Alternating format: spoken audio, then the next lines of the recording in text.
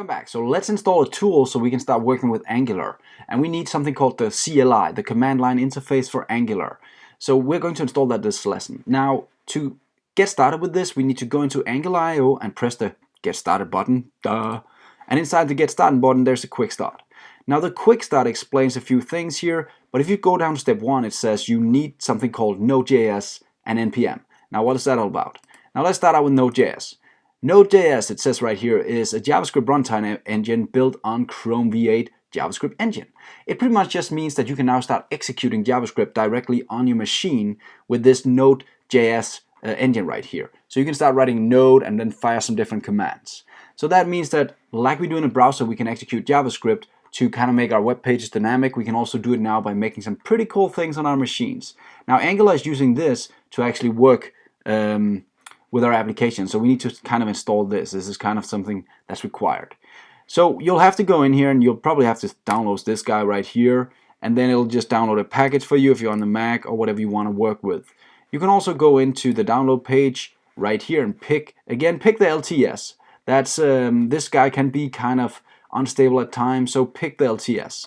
And then pick the your right operating system right here. Download it, install it. It's very simple step-by-step installation. Click, click, click, click, done.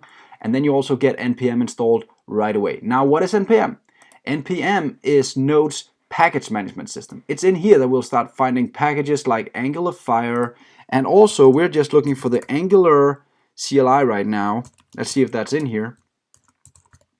And there you go. This is the package we're going to install right now. So here's all the packages that are provided by this huge package management system right here. And we're going to install this guy right now. Now, if we go back to the guide, you can see that I just have to run this command. npm install and then Angular CLI after I've done this installation.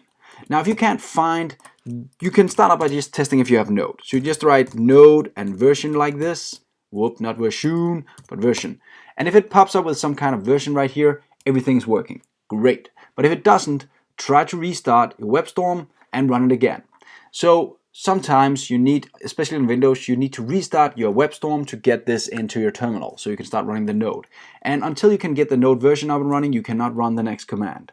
Sweet, that's done. I'll just clear the terminal, jump back, and now I can run npm install. So I'll just copy it right here and I'll just paste it in here and I'll let this run. And we'll give it a few seconds. Now, this didn't take too long on my machine, but that's just because I already installed it. It could take a bit more time, and you should see a lot more packages being installed in this one if it's the first time you're installing this. So now we have the CLI installed. That pretty much means that our tool is set up, we have a command line interface, and we can start running commands like this guy to create a new application, and it'll build everything for us. We'll do that in the next lesson. See you next time.